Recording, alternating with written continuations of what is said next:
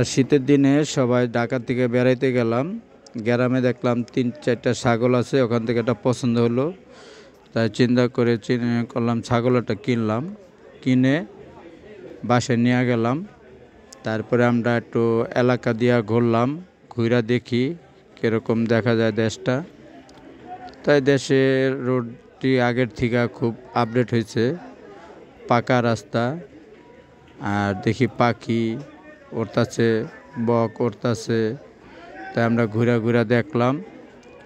আর অনেক মানুষ আছে শাক টোকাইতে। এখানে লাগাইছে আপনার রসুন, পেঁয়াজ, তারপর শসা, কলই শাক, এগুলি চাষ করে, মরিচ। তারপরে ছাগলটা বাসায় না জব করলো, জব কইরা ধুইয়া জব কইরা গাছের সাথে বানলো।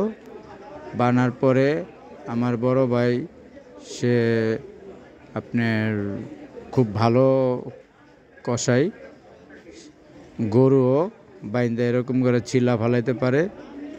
আর ছাগল তো তার কাছে কিছুই না। খুব মজা করে আমার ভাতিজাকে নিয়ে একটু ধরতে গেল। সে প্রথম ধরতে চাইছে, ধরতে দেয় না দেখে রাগ করে বসে আসছিল। পরে ধরতে দিছে, খুব আনন্দ। তা আমার বড় ভাই আবার একটু খুব মজার মানুষ, সে মজা করে করে ছিলতাছে। আর পাশের থেকে সবাই দেখতেছে। দেখার পরে খুবই সবাই আনন্দ করতেছে।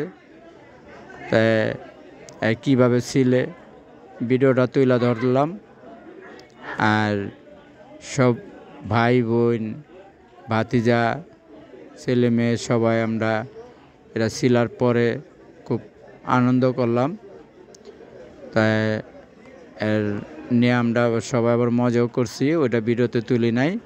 তাই সে ছিলছে, সেইটাই আমরা আপনারা দেখালাম যে কিভাবে ছাগলটা ছিলতে হয়।